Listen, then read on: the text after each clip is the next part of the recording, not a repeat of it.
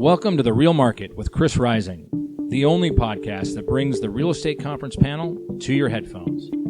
You'll hear from superstars from every realm of commercial real estate, the biggest brokers, the most well-known architects, the largest investors, and the most visionary developers. We'll learn what they do, how they do it, and what drives their success.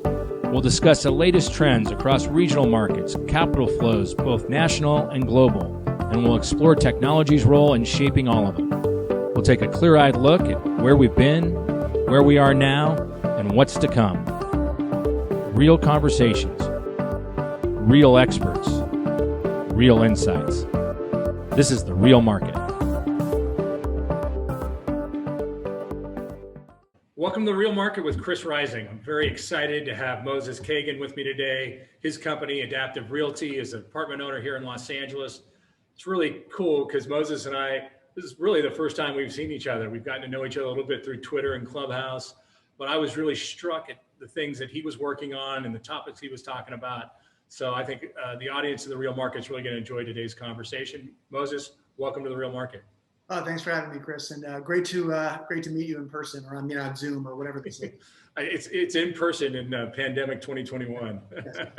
Who knew this was going to go 10 months? But nonetheless, I really have been intrigued and captivated. You use the 140 or 280, whatever characters we're now at on Twitter, so effectively in communicating the challenges you've gone through in real estate and how you got there. So why don't we just start off and tell a little bit about Adaptive, what your focus is, and maybe give a little history of the company. Sure, absolutely.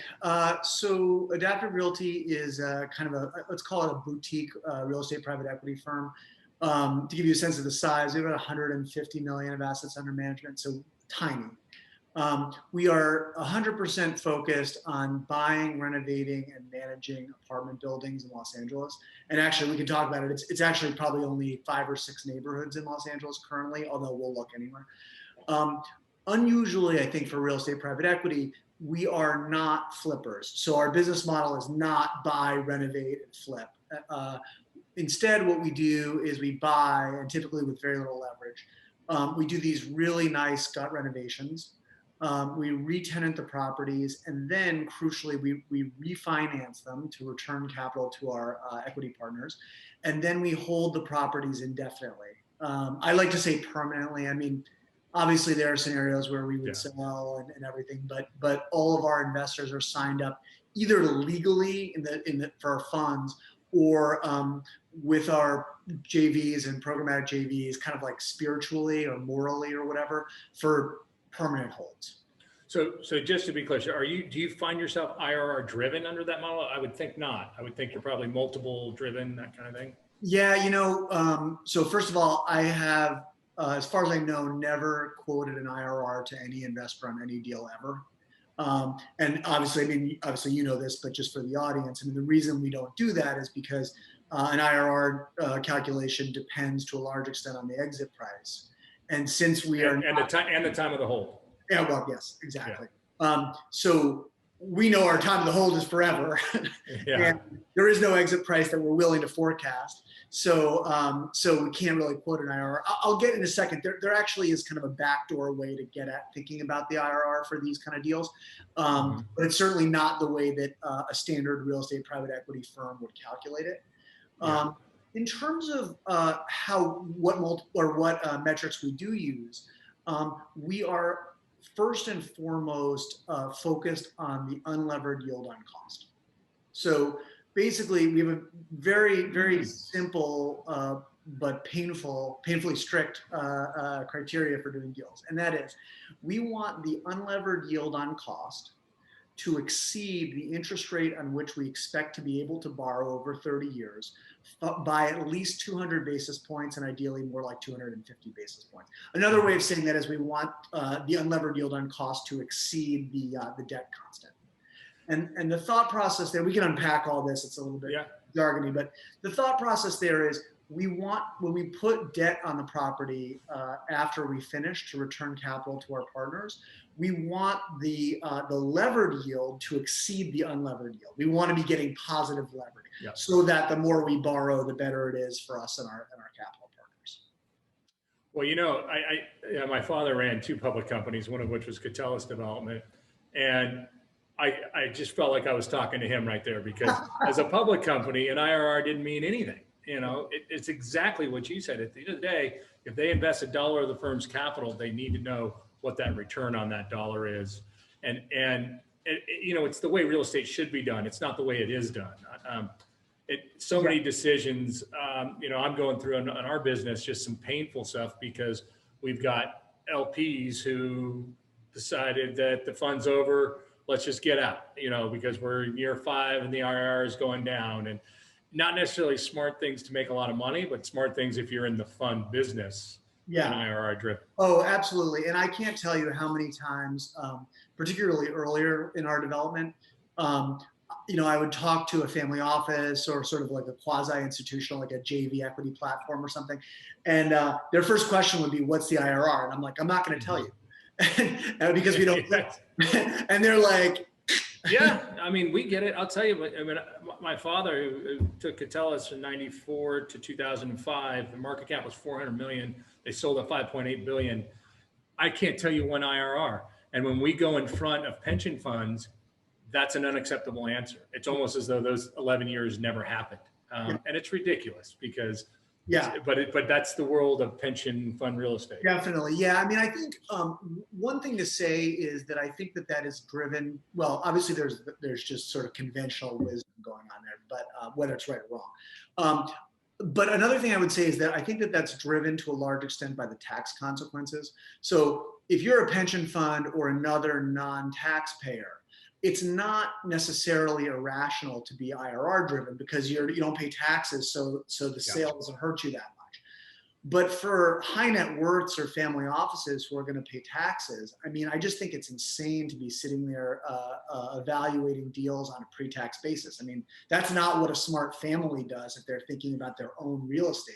So why should they invest as LPs with real estate private equity firms and things like that? It's really, it's taken you, I'm sure, a lot of fight, biting, and scratching to get to there. I did hear you say you had a fund vehicle. So is it set up as like an evergreen fund? Yeah, and it's now we just finished raising the 6th one of those. They're tiny. Okay, first of all, so fund 1 was like $3.5 million plus or minus. Mm-hmm. So it was like 4 fourplexes. The most recent one's like 23. So they're in the grand scheme of things, they're tiny. Hard to live off those asset management fees. Oh yeah, no. Can't do that. Oh man, when we were getting started, we built a small brokerage. We do all of our own property management, in part because it's important for the deal's performance, but also because we wanted those recurring fees. So yeah, it was building a firm with a kind of a never sell model, and without starting with a lot of your own capital, is like it's like crawling across broken glass. It was like 4 or 5 years of just like brutal entrepreneurial hustle to get to the point where the flywheel was spinning fast enough with enough deal fees and enough carries paying off and all that stuff to make it sustainable. It was really rough. Well, I'm 9 years in on this firm and it's not gotten all that much easier. So I don't know. Every time you think you got to figure it out, the world pivots on you. And so let's talk a little bit about your background, because a lot of people I have on here have a private equity background where they worked at a big firm and took some investors who seeded that to them. I have a lot of prop tech people that are on this, but what I found unique was you're an extraordinarily well-educated person, but it wasn't that you spent your whole career learning the ins and outs of real estate. Oh. So why don't you tell us a little about where you went to school and what got you into this real estate? Yeah, I will, but I want to start out by saying that one of my favorite things about real estate is that no one cares that much about where I went to school, at least as far as I know. Yeah. You're right. That's something that's said about Los Angeles too. Yeah. And Southern California is pretty unique in that way. Totally. Yeah, no, absolutely. Yeah, I am overeducated. I went to Andover. And I want to start out by saying, like, this is my family is like not fancy. My dad was a college professor and my mom worked in New York State government.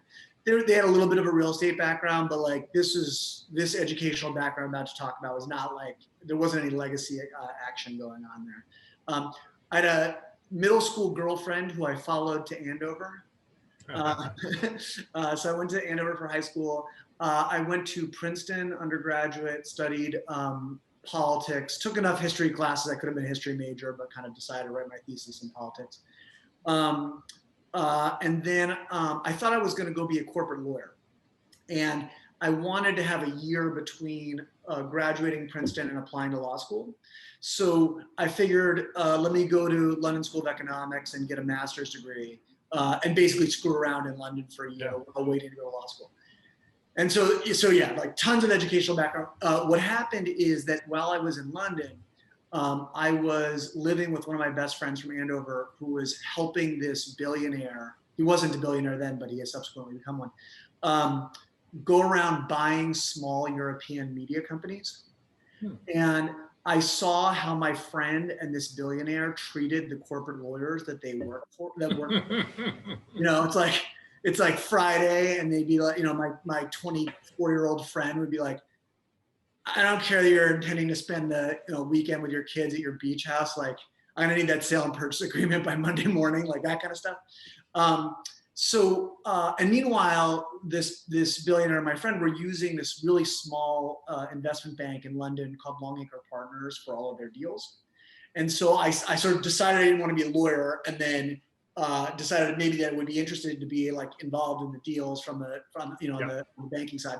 And so Max got me an interview with Longacre, and they ended up hiring me as the only person who they had ever hired without any experience. So I got thrown like they saw something, or they just liked Max. I mean, I don't know. It was when I think back to how unprepared I was to go in. I got hired as an associate without ever having been to business school or been an analyst anywhere. And like the stupid things that I said in those meetings early on, like I can't believe they didn't just fire me in the first couple of weeks, just like because I was so green. But the truth is that over the course of my time there, I certainly did not become a particularly good investment banker. We were doing M&A for like small, medium-sized kind of entrepreneur-owned tech and media companies. Yep. And the modeling, the PowerPoint, that kind of stuff, like the proofreading and getting all the things, like I was not particularly good at that. The things that I was good at though which turned out to be like really important for banking, is that I was good at spotting underbanked companies, in particular underbanked internet companies, because this was immediately post the .com meltdown.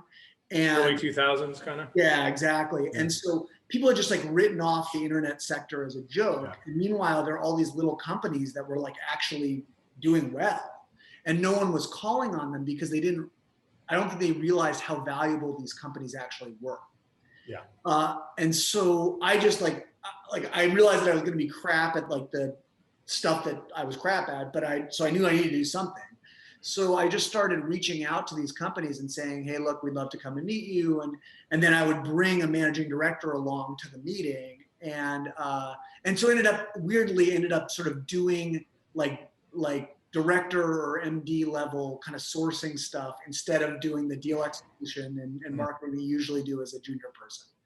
So that was my finance experience, a couple of years of that. But that's still, I mean, you got to see a lot of different ways that deals could be done, how they could be structured.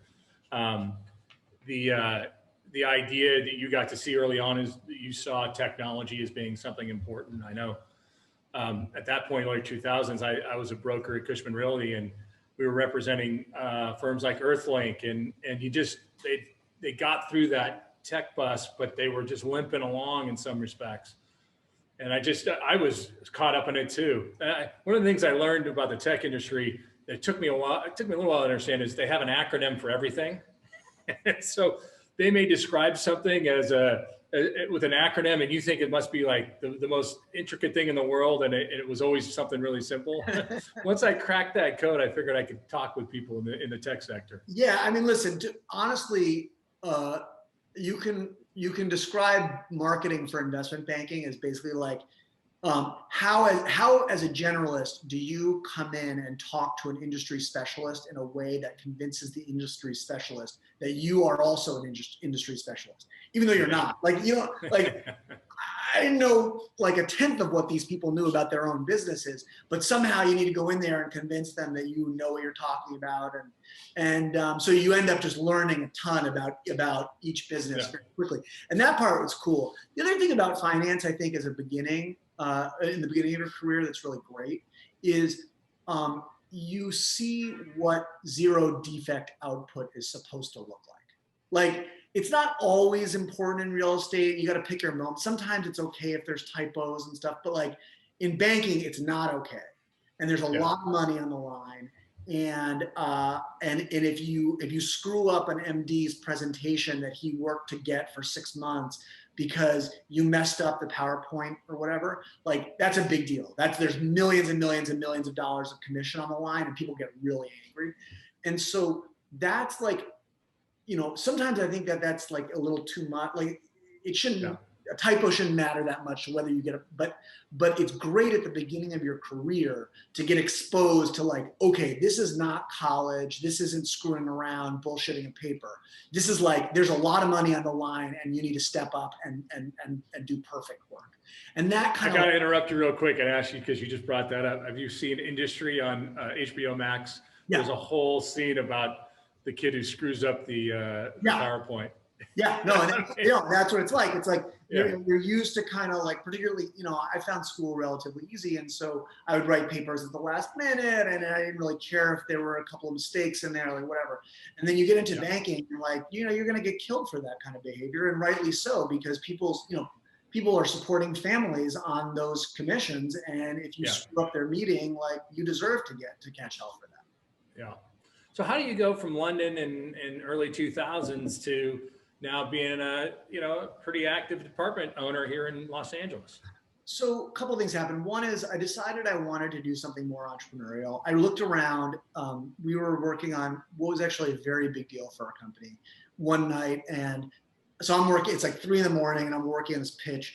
And I look around, and like, I had gone to Princeton and LSE, and there was a woman, Ellie, who had gone to Harvard, and there was like an Oxford, and we're all there at 3 a.m, like killing ourselves.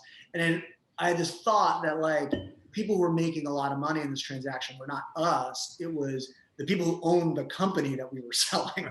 Like, they had done basically a buyout, like an LBO effectively on this little company, and grown it, and they stood to make, you know, the CEO, I think, was going to make 50 million pounds or 100 million. It was like a lot of money, life-changing money.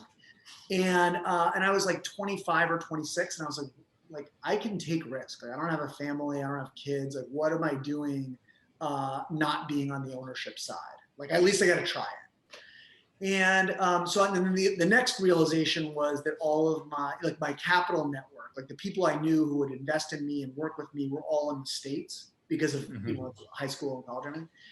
And so it became pretty clear that I needed to come back from London if I wanted to do something entrepreneurial. Coincidentally, I came back. I went to the Milken conference around that time. It was like February, and I came to LA where my little brother was living, and he picked me up from LAX in this like sweet Mercedes convertible. And I had been taking the tube and getting rained on, and it was like beautiful in LA and palm trees. And I was like, okay, like I have mismanaged my life up to this point. I should be in LA. And so my brother and I hatched a plan to start a little tech company. We did that. It actually like kind of existed for like 10 years, but it was, it became clear early on. I moved to LA, we started this tech company, but it became kind of clear early on that was not going to be a huge opportunity. It was like a niche thing. Yeah. And meanwhile, this is now like 2006, 2007, and everyone's running around looking at real estate. Like, we're not like, for us, like not in a professional way, just like I want to buy a house. Everyone's buying a house. Yeah. And my brother and I were looking for a duplex. So he was going to live on one side and I would live on the other side. And we started looking at the numbers, and it's like clear that the numbers are ridiculous. Like without being a professional, it's just like, it was obviously stupid to buy at the prices that people were. It was just like the prices bore no resemblance to the rents. It was like, you should just rent this, don't, you know. But my brother stumbled across a guy who had bought a derelict 16-unit building in historic Filipino towns, like actually around the corner from where I'm sitting right now. The guy had bought it derelict, fixed it up, and basically run out of money before finishing it. And so was willing to sell it at a price that was actually kind of reasonable, even in light of the market conditions at the time. And so with help from our parents for the down payment, my brother and I bought this vacant but basically renovated 16-unit building instead of buying a duplex. And then we were in the real estate business. Wow. I should say that our family had always owned like a few small buildings, like, you know, 4 units here, 2 units there in Troy, New York, which is like very different from Los Angeles. Yeah. But it wasn't like it wasn't like completely unfamiliar. Like we knew that like reasonably smart people could buy an apartment building and operate it. And it didn't feel like that was like, you know, going to the moon or something. It felt doable to us. Yeah. So we did it. Well, let me ask you this. So we were about 2008, right? Yeah. About this time, the world is starting to implode. You've transitioned out of probably a relatively well-paying job in London to bootstrapping it in the tech world. And now you're sitting there with your first deal. Yep. Had you named your company yet, or was it still the Kagan brothers? At that point, it was the Kagan brothers. But it wasn't like, at that point, there wasn't the thought that we were going to go make this a professional thing. Like we just owned a building. Okay. And then what happened was two things sort of happened at the same time, two coincidences, or a coincidence, let's say. One is the world fell apart. So like we happened to like, and the deal we did was not great in light of what happened subsequently, but it was good enough. And we had, you know, that it sort of was okay. It was, so we weren't in danger of losing it. And we had experience. We had bought a vacant building and tenanted it. And so we kind of knew actually roughly what we were doing. I mean, at least a little bit. And then the world falls apart and real estate goes on sale. And at the same time, a buddy of mine, another buddy of mine from high school, like made an absolute fortune starting a hedge fund. I invested in it a little bit, and he like tripled everyone's money in a year, gave it all back, and then just like went and made a fortune on his own. Wow. And so he's minting money in this period. There's volatility. He's making tons of money. There was nowhere for him to put the money. Like imagine you're minting money in 2009. Like, do you put it in Lehman Brothers? Like, right? Like, which bank is going to like? Where do you even put large amounts of capital? And so, so we sort of approached him and said, "How about we go buy some buildings together?" And despite our relative lack of experience, he trusted us. I mean, we've been friends since we were 15, and it seemed like, okay, owning some hard assets, particularly with no leverage in Los Angeles, was actually like probably a reasonable way to preserve value. Like it, you know, at least you had something. So anyway, so it was perfect timing. It was lots of opportunity to buy stuff cheaply. And then we had a capital source. And so my brother and I started a company called Better Dwellings. We bought 12 or 13 deals or something like that over the course of 2 years, everything from single family homes to a bunch of sort of 16-unit apartment buildings, and just basically got a crash course in renovating, buying and renovating and ultimately selling apartment buildings in Los Angeles. I think what's interesting though, and you didn't quite hit on this, is that period of time, apartment values did drop. I mean, it's not like what we're going through now. And there were no eviction moratoriums. And so you really did have an opportunity to buy something. And so as tough a time as it was a pretty good time to buy. It was a great time. And I know we made lots of mistakes. We can talk about what I should have done differently. But one thing to note that was in retrospect, which made it a particularly good opportunity, was that I think a lot of investors who had lived through the RTC in the early to mid 90s were sort of expecting that level of disaster. So they kept their powder dry. They kept waiting for things to get really bad. And obviously the Fed stepped in and made sure that didn't happen. So because we were naive, we didn't know anything about the RTC. So we didn't have any particular expectations about what would or wouldn't happen. It was just like, these buildings look cheap compared to the rents that we know we can get for them. So once we renovate them, so let's buy them. And that turned out to be really fortunate because, of course, as I said, the Fed did not allow the real collapse that would have, buildings didn't fall in half. They came down by 30%. And so we were out there like scooping this stuff up with both hands. And there really wasn't anyone else who, I mean, obviously there were some, but it wasn't, there were even the professional investors with access to capital were not doing that at the time. So in that respect, it was a very good opportunity to buy. It was, and we were on doing that on the office side as well. And I still remember in 2011, to get someone to make any bet was really tough. People were just, no, the knife, I'm not catching the falling knife. I'd rather see it bounce back up. And then there's, in Southern California, there's some legendary stories of people who bought and have done very well. So let's take a pause there and just, so you buy some units that have been almost done, so you weren't really starting from scratch on your first deal. Yeah. The thing I always, we're in the multifamily business too, and the thing that I find amazing about it is the dollars can add up so quickly when you make mistakes. If you don't make any mistakes, it's great because refrigerators are relatively, reasonable cost and all that. But boy, you start, you get a countertop mismeasured and you've ordered a bunch of refrigerators that now don't fit. That's a big issue. So when you first got into it, how did you think about those as issues? Did you have to, make some mistakes first and then put your procedures in place? What happened? So in retrospect, the one thing that we had going for us was that the deal that with my friend who put up the dough allowed us, it was all one entity.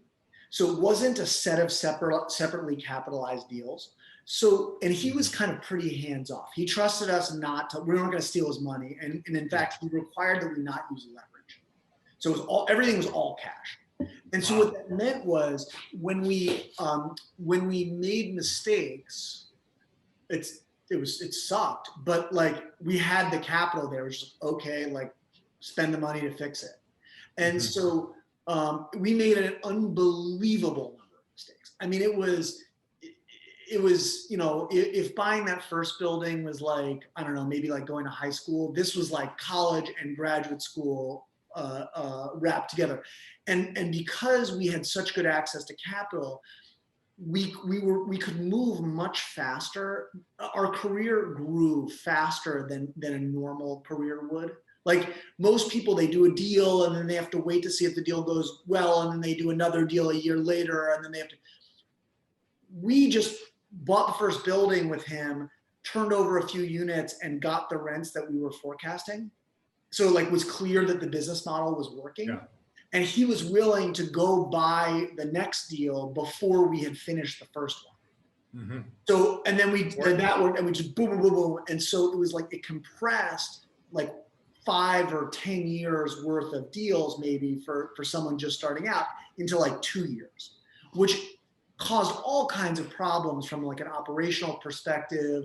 I mean, we made unbelievable numbers of mistakes, but the learning cycle was really fast. So it was like, make that mistake on the first building, don't make that mistake on the second one. Then you make a bunch of other mistakes in the second one.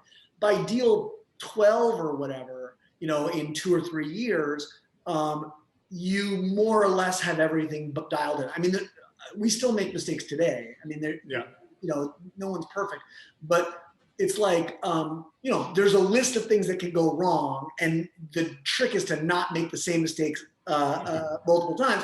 So by now you're like, there's these really weird edge cases of things that can go wrong, but by and large we know what we're doing, and that learning took place on an accelerated basis due to the crisis and due to my friend. So there's always a kind of a tipping point I find in most people's businesses where it goes from kind of passion hobby to, hey, maybe this can be a real business, to, oh shit, everything's on the line. I can't make mistakes, and I got to bring in more professional procedures, more professional processes. I mean, that's what I say over and over again to people who ask me on business is you got to have procedures in place. You just have to call it a checklist. I don't care what you call it, but there's a reason why every pilot goes through a checklist. And the sad truth of why that checklist exists is because somebody died because they didn't do this. Somebody died because they didn't do that. And I say this to our team all the time. If you're not following a checklist, the plane's going to crash. Yeah. Oh, so when was that point in your business? Was it at the first project? Was it the third project? No, embarrassingly,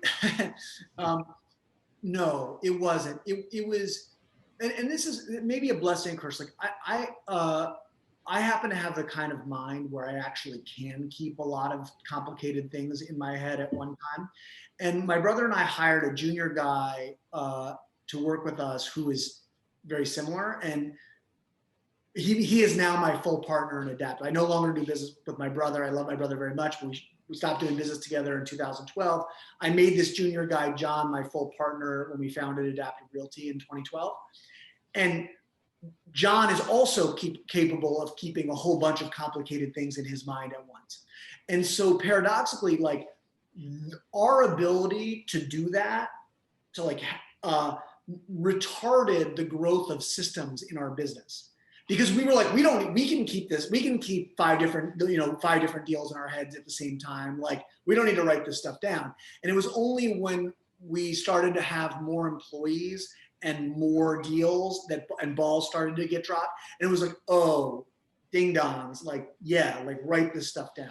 So it was not really, we didn't really start to get systematic until we founded Adaptive, and probably really like 2014, 2015, we started to get like really buttoned up about checklists and things like that. And honestly, it's a work in progress, because as the company gets more complicated and there's more deals, there's more checklists and more people and everything. And it's a constant battle to stay on top of being well. And I know you know this, but there's one thing about going and doing deals and another thing about running a company. Because running a company, you got to worry about employee issues. You have to worry about compliance issues, and that has nothing to do with, is that a good deal and can we make it happen? Oh, absolutely. I mean,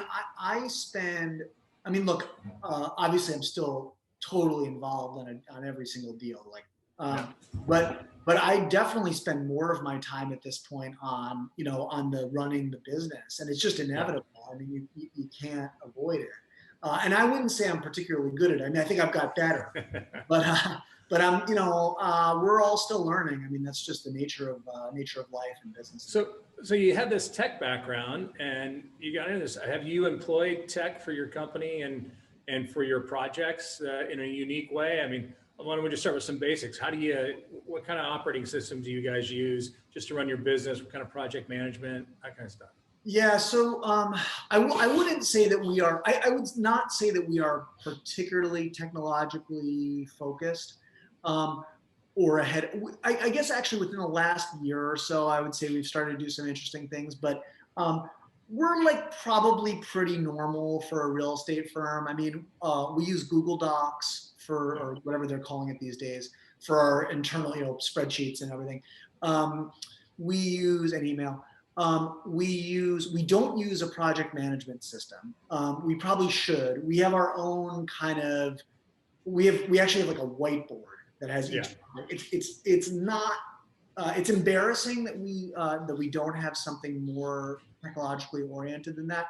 But one of my rules in business, for better or worse, is I really hate unnecessary complexity. I just have such low confidence in my own, first and foremost, ability to maintain systems, that I fight like hell against installing any new system until we're well past the point where we actually probably should have had it. And what that's done is it's meant we've adopted some systems later than we should have, but it's also meant that we've like kept out a bunch of stuff that we probably shouldn't have done. So for better or worse, that's kind of the way I think about the world.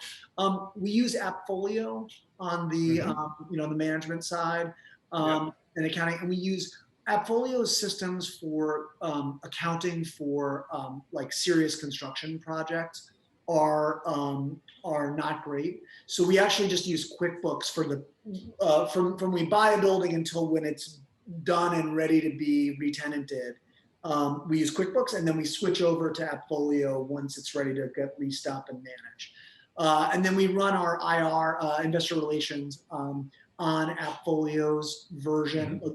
There's better ones. I think Juniper Square, for example. There's some very good IR products out there. We use AppFolio's, which is maybe not the best because it's integrated with the management stuff, so it makes the accounting really easy. Yeah, I've been fortunate to have a few of those prop tech firms on the podcast, and they all have their pluses and minuses. I think one of the things that we struggle with is I have this kind of ADD of this product could be better. So my team has said we can't switch. So we're pretty static now. We're pretty Yardi based, and we have our different, how we interact with IR. But what I find really difficult is that this interaction that we've had because of the pandemic, how is that going to play in a world where it's still, and this is great, I love doing it here, but I also kind of wish we were sitting around a table with microphones. And so it's a long-winded way for me to say we're trying to take a little pause, because the natural inclination is during this pandemic is to jump to this and jump to that. And we're trying not to do that. Though I will tell you, you're a whiteboard guy, and I found a new one. Have you heard of Captiva? No, that's a good one? Well, I don't know. I don't know if it's good, but it's good if you use whiteboards, because they put a little camera on the whiteboard and digitizes it so that whatever you're working on behind you, you can have on a screen. So I found that, was watching the demo this morning. That seems pretty good. Now that's actually worth checking out. One thing we have started to do this year that I think that actually was spurred by Twitter, which I think is really powerful and is going to totally transform our business, and I think every other business in America, to be completely honest, is no-code automation tools. Yes. Please go further. This is really important. Yeah, I mean, so it's important. Like I am not, as I said before, I'm not particularly technologically forward. So other people have been doing this for years. So like, I'm not some like prophet of this. Like this is well established by forward-thinking companies. We're a little bit lagging behind in this area. So take it for what it's worth. But what these tools allow you to do is basically to automate processes without having custom software written. Yes.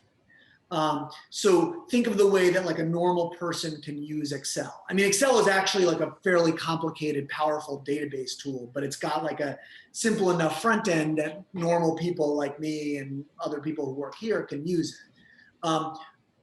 Tools like Zapier and I'm thinking Airtable and several other of these no-code automation.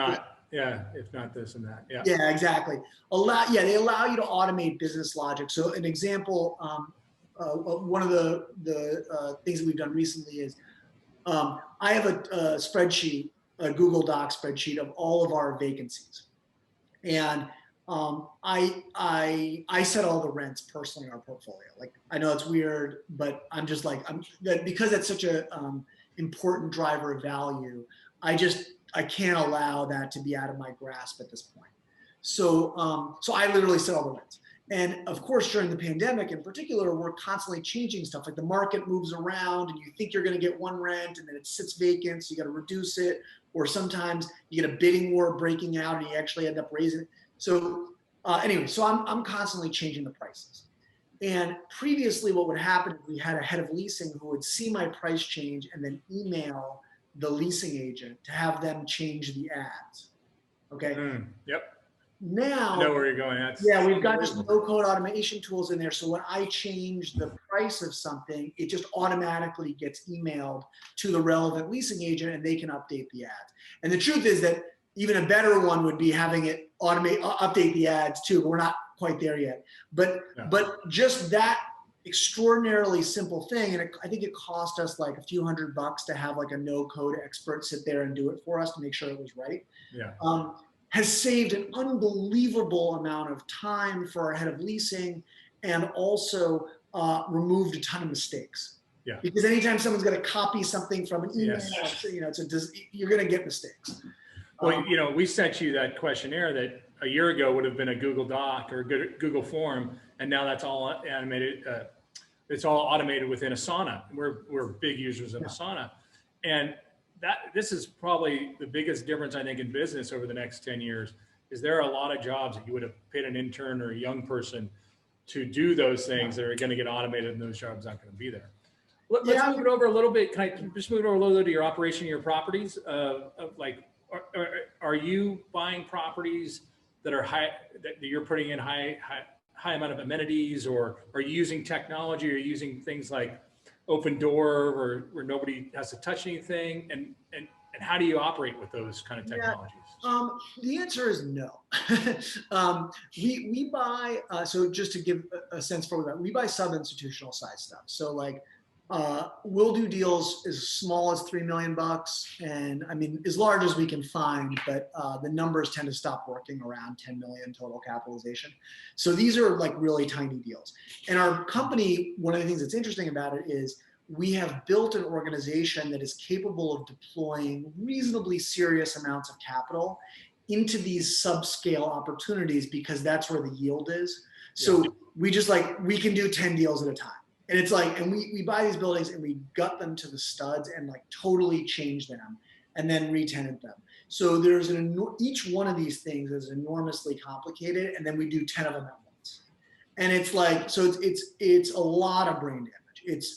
And so much brain damage that a lot of people, particularly early on in the development of our business, were like, why are you guys doing that? Like, go do something easier. Well, I mean, Los Angeles building and safety is so efficient and so effective. I'm sure they don't slow you down at all. I mean, we could have a whole podcast, right? I was just thinking we could go an hour on just all those challenges. And I'll end up crying and punching the wall. So these things are complicated. So in terms of the technology, so first, one thing to say is they're small, and because they're small, they will not support large amenity spaces. Like, it doesn't make sense to put a gym in a 10-unit building. You just don't get enough. You don't get enough pop in the rent to justify the use of space and the OpEx to run it. So we're not highly amenitized. Our tenant base tends to be people who want a really cool, like, boutique, interesting Southern California, like, little, apartment community, and is not interested in living in like 100-unit or 250-unit or whatever, like, generic Class A multi-use building. Nothing wrong. I mean, look, there's a good business building those big buildings, and maybe someday I'll build them, but for right now we don't, and our tenants seem to appreciate what we do. And then with respect to the tech, this again comes back to maybe like a personal bias of mine, which is that I'm always thinking about the cost of maintaining systems. I have like probably from my background in politics, like I have a deep appreciation for the effects of entropy on human affairs. Like, things break and run down and aren't maintained. And so when you think of, for example, like a electronic locking system, right? Sounds awesome. Like, would make my life a million times easier, because I hate having to have all these keys, and our management guys have buckets and buckets and buckets of keys, and it's like a total mess, and it'd be great to be able to do that electronically. The problem is I haven't found a good solution to hardwire those locks in. And so you're into changing batteries. And it's like, if you're in a 100-unit building, okay, the resident manager deals with changing the batteries, but when you own and manage 100 buildings, 5 units here, 8 units there, and people's batteries start on those doors start going off, you've created this like maintenance disaster for yourself. So we're looking at it. Like, I know that we're kind of behind the curve there, and I'd love to find a good hardwired solution, because we're doing the renovations anyway. We don't mind spending a little bit of money to hardwire, but I just haven't found a great solution there yet. What about with your interaction with tenants? I listened to a talk with Keith Wasserman a lot, and Gelt, and they're really out there on making sure they're providing people with their ability to borrow the first month's rent, or moving costs, or everything is done with taking no checks and no cash. Everything is Have you guys done those kind of things? Yeah, we're not. I would say we're probably not as far along as Keith is. I know him pretty well. I would say I'm not as far along as Keith is on some of that stuff. We do almost all of our rent is collected electronically. Almost all of our interactions at this point with tenants happen through AppFolio. So it's like texts and emails.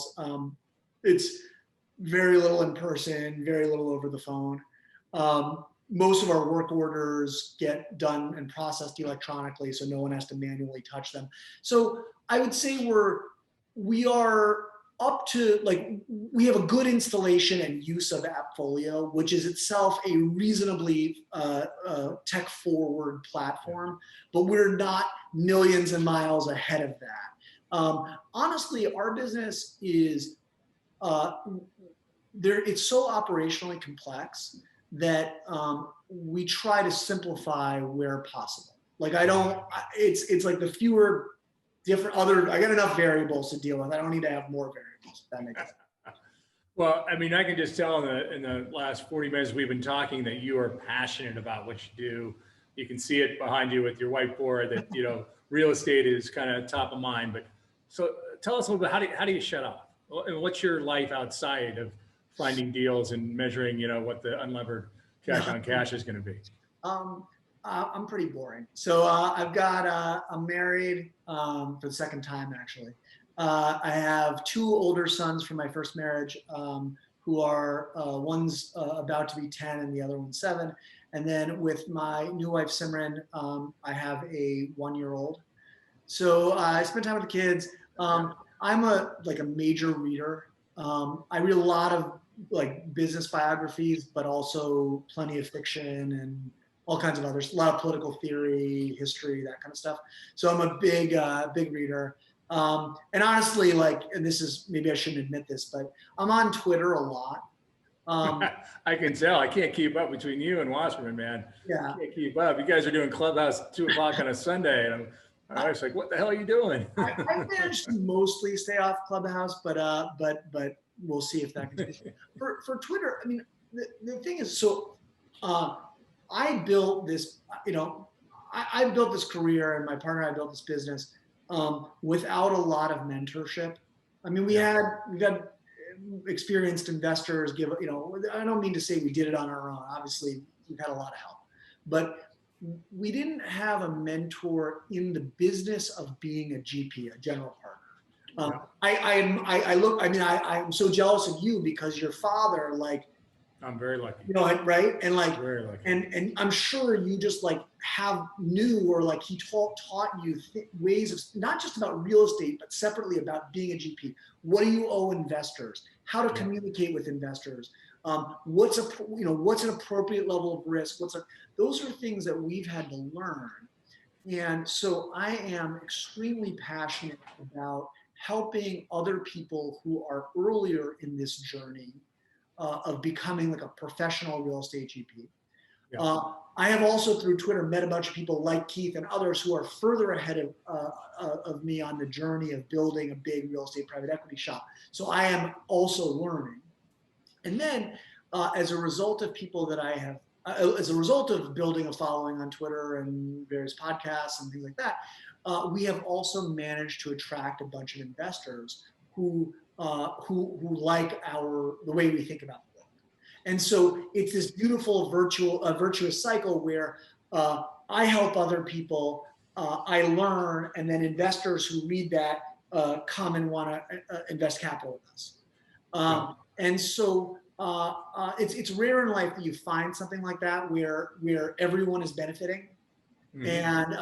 And so that to a very large extent kind of motivates my engagement. Yeah. What I like about your use of Twitter is you're humble in it, and I think my biggest criticism of the real estate people in Twitter is there's a lot of ego and nobody ever had a bad deal and nobody did anything ever wrong. I'm like, come on, guys. I mean, I've been in this business a long time and I make mistakes every day. And look, apart from the fact that bragging a lot is obnoxious, I don't think it actually serves anyone's interest. I mean, I think that trust is to a very large extent built by vulnerability, right? Like how do you like actually get to know your spouse? It's like you're dating and you open up about what's like, what's bad about you, what's like, what have you done and lived through and all that stuff. And the same with friends. Like, I'm not interested in being friends with people whose lives are totally perfect and there's never anything wrong. Like, that's bullshit. That's just not. Because it's not true too. Yeah, exactly. So,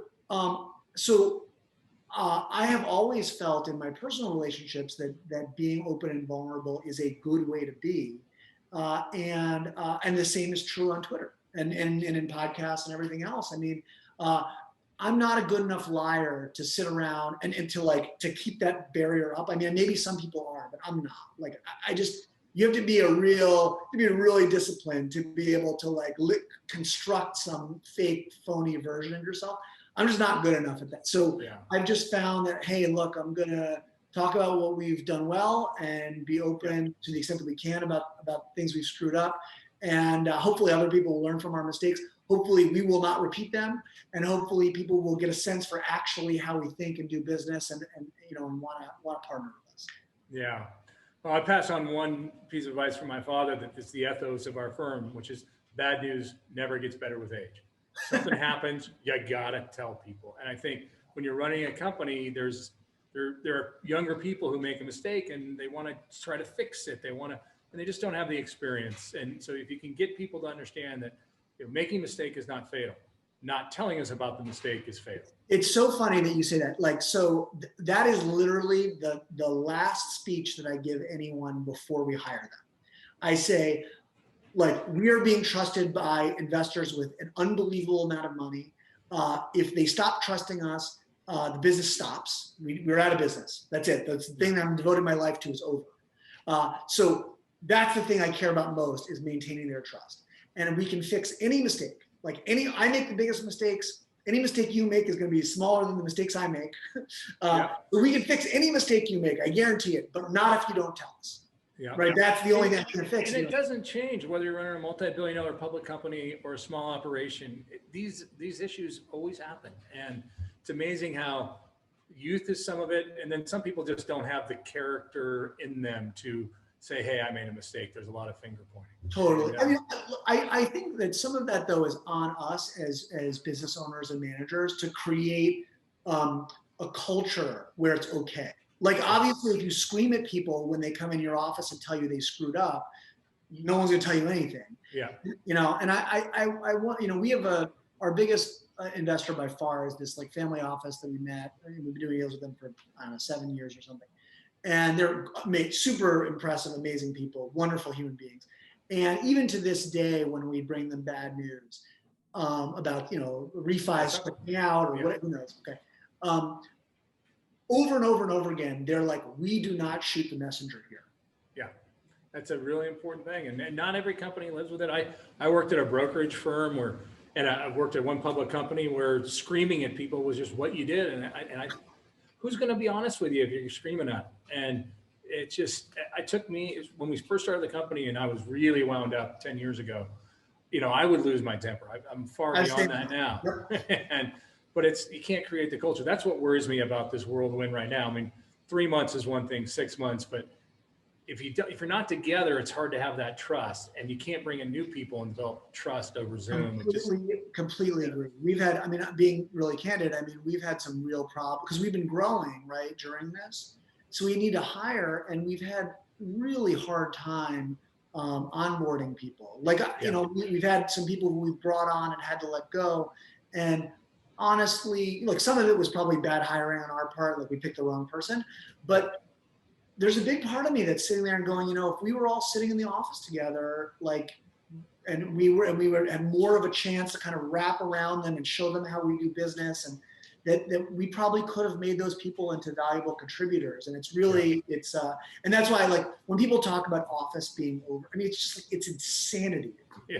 It's going to be a cleansing on the office side. There's about 20% of the office product across the country that is pretty much obsolete for the world we live in. And it's going to take this. I describe it as, I'm probably a little bit older than you and remember this maybe a little bit more, but after World War II, there was this period in the 50s and 60s where all that pre-World War II technology just atrophied, and buildings that just fell apart. And then in the 60s and 70s and 80s, things got redone. We're going to have that happen with some of these buildings that were built in the 50s, 60s, and 70s. And the buildings that are going to make are the ones that meet the needs of a 21st century office, not a 1985 office. Yeah, no, completely agree. But I mean, I think that the overarching, the lesson that I've learned from this is in-person collaboration matters a ton to productivity at our company. I can't speak for every other company, but this work from home. I feel like we could do this as a three-parter, but we're going to have to wrap up soon. But I do have to ask you, you said something that really struck me. When I was a young broker, a gentleman who'd been in the business forever, I was telling him, well, I want to do some deals in San Diego. I want to do some deals in San Francisco. And one time I had cards for there. And he's like, Chris, I don't understand. If you want to be an office leasing broker, there's millions of square feet just here. Know these buildings. And it always struck me about that there is a lot of opportunity here within Southern California. You said earlier you focus on about 4 neighborhoods, maybe 5 neighborhoods. And that seems to be a very specific choice. Can you talk a little bit about that? Because I think it says a lot about your investment philosophy. Yeah. So, I mean, the first thing to say is that, obviously I would do deals on the moon if I could make the numbers to make sense. So it's not, we're constantly looking all over LA. So one thing to say, okay, if you're going to do small, intricate deals, you need to be geographically reasonably constrained. I mean, we just could not manage one of these projects in San Diego or San Francisco or something. So it's going to have to be reasonably geographically constrained. And then in addition to that, we're constantly running this unlevered yield calculation, right? And it's like the cost of renovating a building and the OpEx once you're fully leased up don't change depending on the neighborhoods, right? Yeah. So the variables that matter most are the acquisition price and the rents you can get. Okay. The acquisition price, obviously, you see deals, you know what the price is going to be. So what's really important is having really good rent estimates. And in our business, you can fool yourself. Like if you say rents are going to be $300 higher than what they're actually going to be, you make yourself do dumb deals. And if you think that they're $300 less than you can actually get, you pass on deals you should have done. And so we have a portfolio of 700 units that we manage that are in this set of neighborhoods. And so we have an extraordinary informational advantage because as I said before, I set the rents for our existing portfolio and I see how fast things are leasing, and we feed that information back and information about the OpEx back into the acquisition process. And so when a new building comes up in a neighborhood where we already own or manage 10 other buildings, it's not like I'm not guessing at what we're going to get for a 2-bedroom renovated the way we do it. I know that we leased 3 of them in the last month, and and we feed that information back. So it's not that we won't do deals in other neighborhoods. We do, and that's how we ended up in 5 or 6. We started out at 1 or 2, and but what happens is because I'm less confident about the rents in a new neighborhood, I will typically wait until I find a particularly good deal, one where the yield is really good, such that if I'm off, on the pro forma yields are really good, such that if I'm off on the rents a little bit, it's still okay. Yeah. We will do that deal. Then as we get comfortable with operating in that neighborhood, then it's like, oh, okay, now we're confident about what you can get for 2 bedrooms here. Now there probably are some other deals in this neighborhood that we'll do. So it's kind of like a land and expand type thing. And like I said, we'll go to other neighborhoods. It's just that we require that the deals be extra good. So you do the management on everything you own. Do you do any third-party management? Yeah, we do. So it would seem like what you just told me, doing third-party would be a great driver for your acquisition. Absolutely. Yep. No question. I mean, we just started managing in a new neighborhood for a third-party owner, and I'm already oh, actually you can get these rents in this new neighborhood. That's absolutely the case. So we do third-party management. In the beginning, that was the vast majority of our management portfolio. Now I think our owned buildings represent more than 50% of the total unit count. And we'll only manage on behalf of specific owner buildings. Like we want really nice buildings with owners who want to maintain them and keep their tenants happy and charge high rents. Like, we don't want to be like the slumlord business. We're not trying to like, so when we have owners who have the same philosophy as we do about, making nice buildings and keeping them nice and treating tenants pretty well, then we're happy to manage for them. Well, I mean, this has been great. I don't want to finish this yet. We've got a bit of time, but one of the things that brought us together on this was the idea of mentorship and things like that. So one of the things I saw you go through recently on Twitter was trying to give kind of a 101 course on the GP business and the LP business. If a young person comes to you today and says, "Hey, I really don't have a whole lot of money, maybe can scrap together a few bucks. I'd love to be in the apartment business." What's your advice besides don't compete with me? I mean, God, listen, plenty of people do compete with me, and like, God bless them. Right now in particular, it's not an easy business. There's a number of ways in. I think that the easiest way in, because it requires really no permission at all from anyone else, is to go be a broker. But I think what's interesting is the advice that you'll get if you're trying to grow a brokerage career is to focus on representing sellers. Okay, and it's very easy to understand why. Like, the listing broker always gets a commission, and the guys representing the buyers, maybe they get a commission, maybe they don't, if someone else's buyer is chosen, right? So a brokerage firm will be like, don't waste your time repping buyers, rep sellers. Okay. But if your goal is to be a GP, repping buyers is actually really, really good, because the same skill set that allows you to look through a ton of deals and spot the one that's got the most opportunity, convince a buyer that that's the one they should offer on, and then sort of shepherd them through the acquisition process, helping them with the diligence and helping them arrange the financing and all that stuff, is actually incredibly good preparation for being a GP. And when we were getting started at Adaptive and didn't have access to a lot of capital, and as you said before, the asset management fees were tiny, we need to live and eat, we actually set up a brokerage, and we had initially it was me. I was getting people from my blog asking me to help them buy apartment buildings. And then we got so many inquiries that way that I ended up hiring and training 3 or 4 other agents to help those people. And we were almost exclusively on the buy side. And for like a few years there, we were banging out like 50 deals a year, like just helping people buy fourplexes and duplexes and whatever.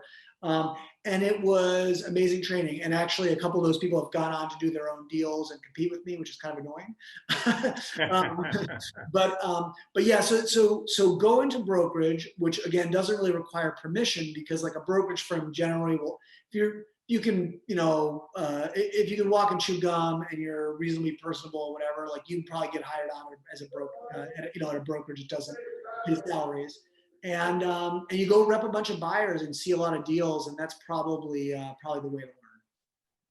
Well, this has been such a great conversation. I think we probably got to wrap it up, and I'd love to bring you back in a little bit. I think we missed some subjects that probably going to be, we'll figure it out here over the next few months about the eviction moratorium and what that's going to do. So, Moses, I really appreciate this. We didn't get as much into.